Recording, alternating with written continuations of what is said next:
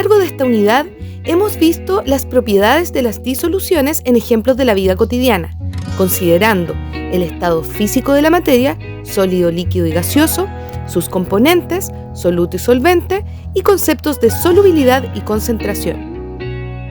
Esta cápsula te entregará un resumen de todo lo que has estudiado de una manera didáctica y muy entretenida. Como ya sabemos, la materia es todo lo que nos rodea. Esta se clasifica en sustancias puras y en mezclas. Dentro de la clasificación de las mezclas están las mezclas heterogéneas y las mezclas homogéneas. Las mezclas homogéneas son aquellas que a simple vista no podemos distinguir los componentes que las integran. Son uniformes y se aprecia solo una fase física. Las mezclas heterogéneas son aquellas que a simple vista sí podemos distinguir los componentes que las integran. No son uniformes y se pueden apreciar una o más fases. En nuestro entorno, sin ir más lejos, en tu liceo, también podemos encontrar distintos tipos de mezclas, como por ejemplo esta pared. Ahora te invito a experimentar en el laboratorio de tu liceo. Tú también puedes hacer este experimento. Solo necesitas aceite y agua. Luego incorporas el aceite al vaso de agua. Te darás cuenta y podrás observar dos fases, una del aceite y otra del agua, resultando una mezcla heterogénea. La mezcla que puedes hacer en tu vida cotidiana es la mezcla de arena con agua. Solo necesitas ir al patio de tu casa o a la calle, recoges arena, un vaso con agua, agregas la arena en el agua, revuelves y listo, tienes una mezcla heterogénea. Recordemos que las soluciones o disoluciones son mezclas homogéneas, en donde se observa una sola fase y no se pueden distinguir sus componentes a simple vista. Estas pueden estar en estado sólido, líquido o gaseoso. Un ejemplo de disolución gaseosa es el aire que respiramos. Esta es una mezcla homogénea que contiene muchos gases, tales como nitrógeno y oxígeno, entre muchos otros. Ahora vamos a preparar una disolución sólida. Necesitamos puré de papas, una fuente, cuchara de palo, agua y sal. Lo primero que haremos será agregar el solvente, que en este caso será el puré de papas. Luego se agregan los solutos, que serían la sal y el agua caliente.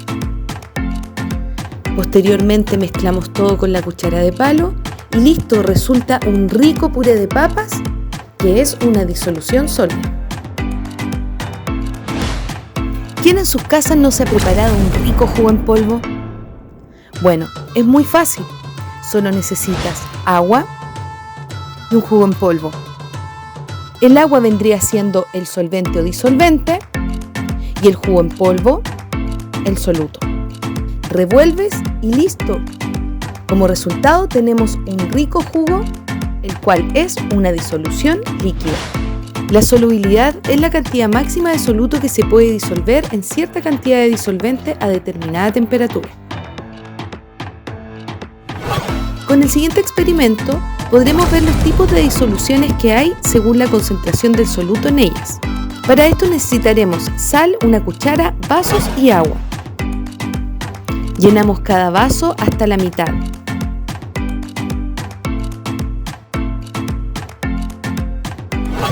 Vaso A corresponderá a una solución insaturada. Agregamos una cucharada de sal. Estas soluciones pueden ser diluidas y concentradas. El vaso B tendrá 2 cucharadas de sal, que corresponde a una solución saturada. Y el vaso C tendrá 5 cucharadas de sal, lo que corresponderá a una solución sobresaturada.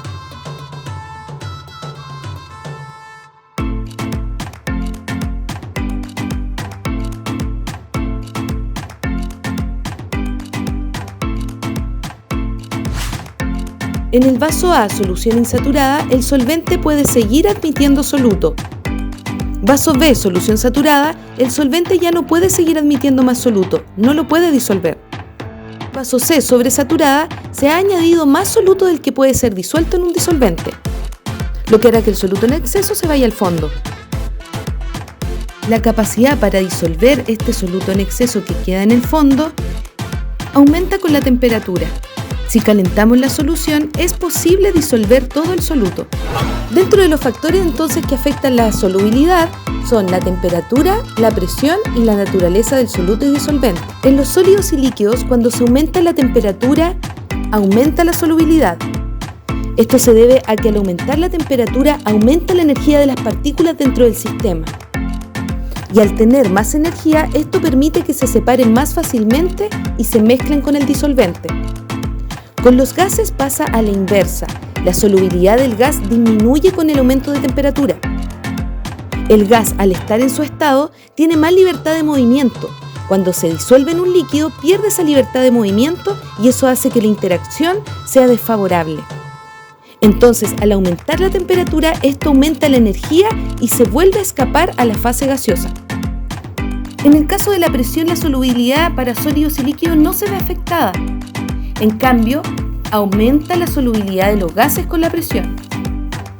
Y en cuanto a la naturaleza del soluto y disolvente, estos deben ser similares en características químicas. Un soluto polar se va a disolver en un disolvente polar. Un soluto apolar se disolverá en un disolvente apolar. La regla básica es similar disuelve a similar.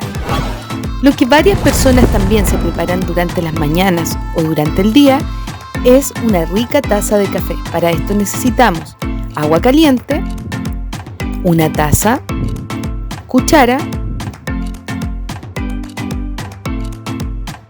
café y azúcar. Este experimento nos muestra cómo la temperatura afecta la solubilidad.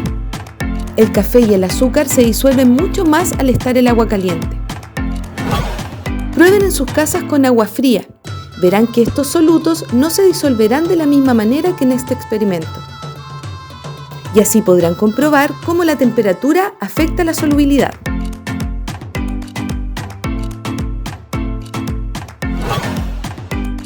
Bueno, queridas y queridos estudiantes, hemos llegado al final de esta entretenida cápsula educativa. Hemos aprendido que las disoluciones químicas están en todas partes y podemos encontrarlas en nuestro día a día. Nos encontraremos entonces en otra cápsula educativa.